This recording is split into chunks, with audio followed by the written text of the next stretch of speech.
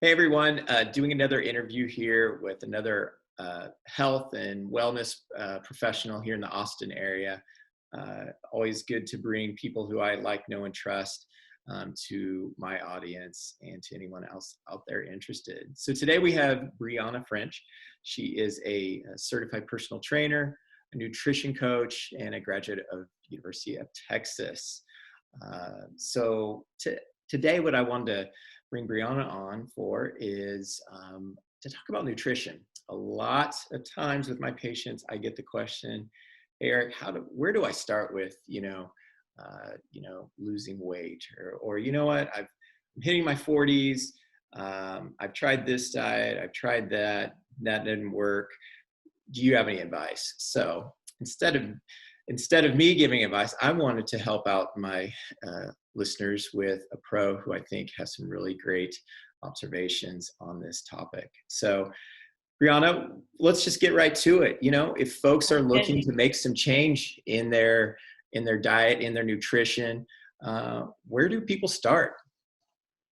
Yeah, so my best advice is, first of all, don't go 0 to 100. So I find all the time when people decide that they want to start eating healthier, they're on a health kick of some sort, or even like a weight loss kick of some sort, they think that they automatically need to do X, Y, and Z and follow everything that they, saw this one Instagrammer do or saw in a magazine, or even just doing the best and or like the healthiest thing, whatever is deemed the best or healthiest thing.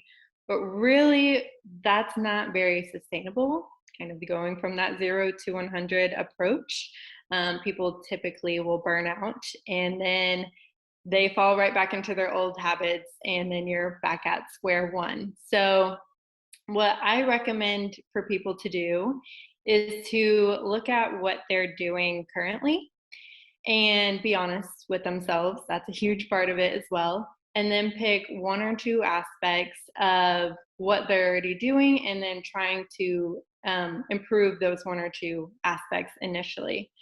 Um, so, for example, if you're going out to eat 6 times a week and you hear that to eat healthy or to lose weight, you should be making most of your meals at home or eating all of your meals at home, instead of going from going and getting 6 meals out a week to eating everything, cooking all your meals at home. There's a high chance you're not going to be able to sustain that. So instead, maybe make a goal. Okay, from now moving forward, I'm only going to eat 4 meals from picking up food from somewhere.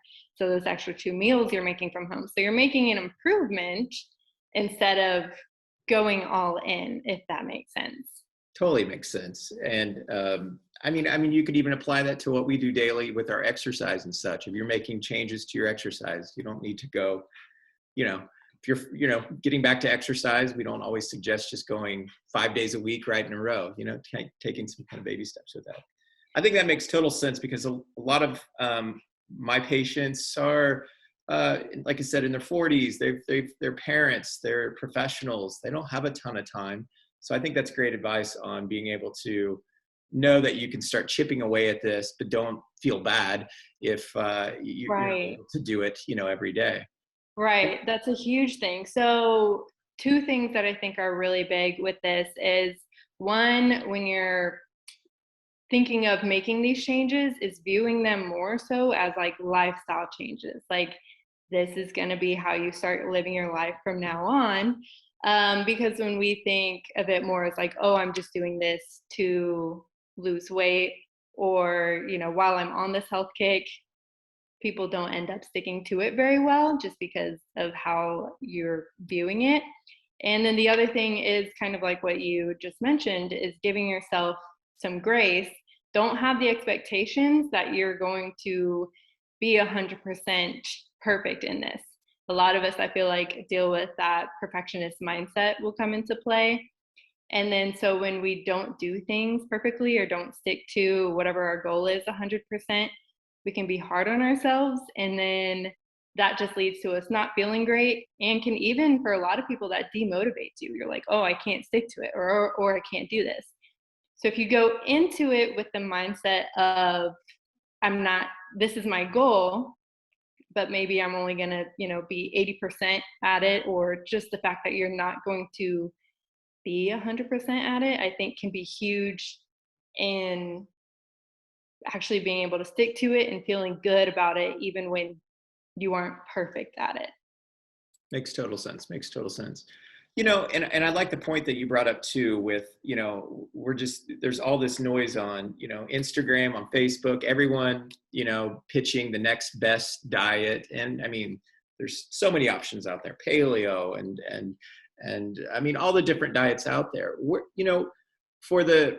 advice do you give to folks I mean, I know you already said, having a conversation with yourself, or kind of finding out what you really want to do and knowing where you're coming from and what your goals are, but where else should people start? Because there are so many options, or what advice do you give folks on that to kind of find out what's maybe best for them? Right. So, kind of I'll preface with, I don't disregard any diet. If someone wants to try it, go for it, but there's no diet out there that's going to work for everyone. So everyone is extremely individualized, not only in our own physiology, but also in our lifestyle, what our day-to-day looks like, what our priorities are, how much time we have. So what works for one person, is not going to work for the next. So a lot of it really is trial and error when it comes down to it. But I think kind of the big blocks for people to aim for ultimately, is one, eating majority of your food. So I would say at least like 80% of your food, making that like minimally processed, whole, real food, whatever verbiage works for you there. And staying hydrated, drinking enough water. A lot of people really struggle with that one, and that can make a lot of big impact for people. So even just energy levels, I notice when people start drinking water consistently throughout the day, they're like, I have like way more energy. I feel so much better just from staying hydrated. So that's a big one. Some of the others, eating balanced meals, I think, is another great goal to strive for. And what that means is eating a meal balanced in protein, fats, and carbs. And then if you're able to throw in fruits and veggies, I mean, that's great too. For some people, that may be a little bit further down the road, but if you're already eating pretty well, making sure you're getting fruits and veggies in as well. Paying attention to hunger cues, that's another huge one. Paying attention, when are you actually hungry? So there's kind of two lines people will fall on with this. One of them being not paying attention to when they're hungry because they're so into their work, or they feel stressed or anxious or whatever else, and they'll skip meals. Next thing you know, you're absolutely ravenous, and so you're just shoving all the food you can find down your face. And then on the flip side, there's paying attention to when you're full and actually stopping eating when you're full, rather than, completely finishing your plate or keeping going back for seconds or thirds just because it tastes good. Yeah. So those are kind of like the big blocks that I think are like the end goal, what to strive for, no matter what food or type of diet, if you want to aim for a type of diet. And with that, like, you don't need to follow a specific diet. Yeah. You don't need to try to follow paleo or a low carb or keto. No one needs to do that. You can try it and see if it feels good for you. Mm-hmm. And that's another thing too. Pay attention to how your diet and the food that you're eating is making you feel. If you're eating something, and even if it's deemed healthy, but you're not feeling great, your energy is crashing, you notice your sleep isn't great, it's probably not the diet for you. So finding what works for you, both in terms of health and actually feeling good. Yeah. I love that. That's great advice, great tips. And I'm going to have to list those out That's wonderful information, but it's practical. It's real stuff. And I can attest to a lot of those. I mean, for me, portions, sometimes I think I'm still in my 20s and I can just, and that's not the case, especially as I'm up in my 40s now. I think one thing that just kind of going from in our family, we eat relatively healthy. And sometimes my wife and I will complain of just being hungry in the evenings, and at 9 o'clock, 8:30, 8:45 or so, it's like, oh my gosh, we ate a nice meal, but I'm hungry again. Do you have any advice on that? Instead of running to the cabinet and, grabbing a cookie or something like that, any tips or is it a glass of water? Any tips to help those cravings at 9 o'clock? Because I know that's eating late, and you can tell us more about that. It's probably not the best thing to do. So yeah, I actually have a lot to say about Okay. that. So I'm hoping everything that just ran through my mind, I actually remember to say. But one, really, I don't believe personally in, just based on everything that I've read, I try to stay up to date on the science. Eating late at night isn't necessarily bad. There have been many studies that have shown if you're eating a really large, dense meal right before bed, that's definitely going to impact your sleep. And eating something that's, pretty much purely sugar or just a carbohydrate can spike blood sugar, and that might not be so great, really, just in general. So, especially before bed.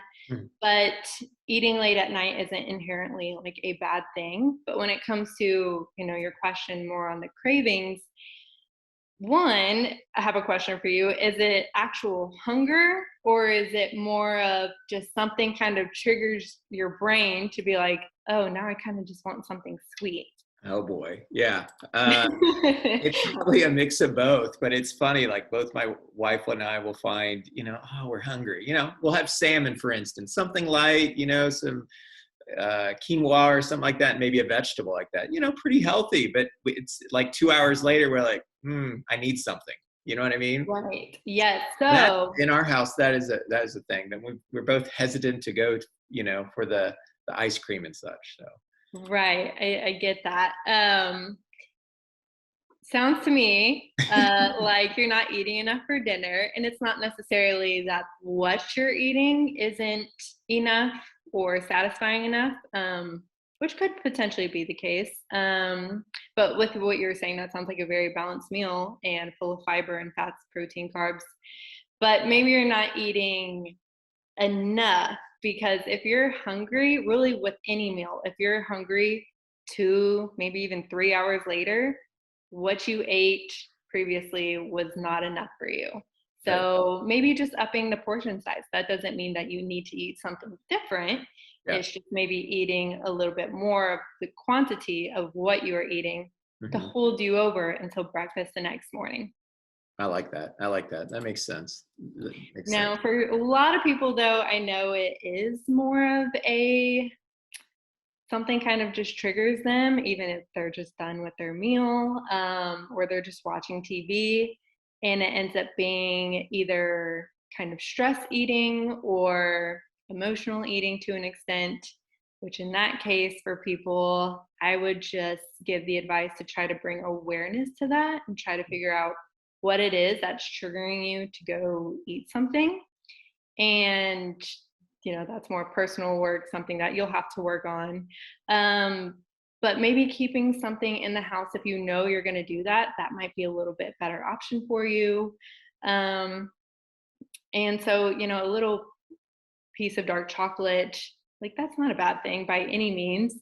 It's really, I know a lot of people will go get a bag of cookies or a bag of candy and just start going at it. So that's where, again, bringing mindfulness and awareness to what you're doing, why you're doing it, and then looking for a better, not necessarily best, but a better option than what you're already going for. Love that. That's good stuff. Yeah. I think my favorite thing about, what the information you're giving is just, it's practical stuff. I don't have to, order any special, or track anything. I remember growing up, I remember my mom's Weight Watchers scale in our kitchen and measuring out that. And, let's just, let's keep it simple. I like that part of this. So Right. great information. Really appreciate this. If folks want to get a hold of you and learn, more about what you're doing and your expertise, how can folks get a hold of you? What's the best? Yeah. So if anyone has an Instagram, my Instagram handle is Brianna French _ I don't know. So it's Brianna, Brianna, because there's so many different ways to spell it. And then I also have my website, which is briannafrenchfitness.com. Perfect. Yeah, people really, definitely everyone needs to turn into her Instagram. That's one reason I want to do this, because I saw too many good things she was putting out there and thought, what a great opportunity to get this out to some of my followers and such. So yeah, appreciate it. Yeah, great stuff. Well, really appreciate it, Brianna. And I'm looking forward to instituting some of these tips you've offered personally here at the house. So Wonderful. Awesome. All right. Appreciate it. Thank you. Uh-huh.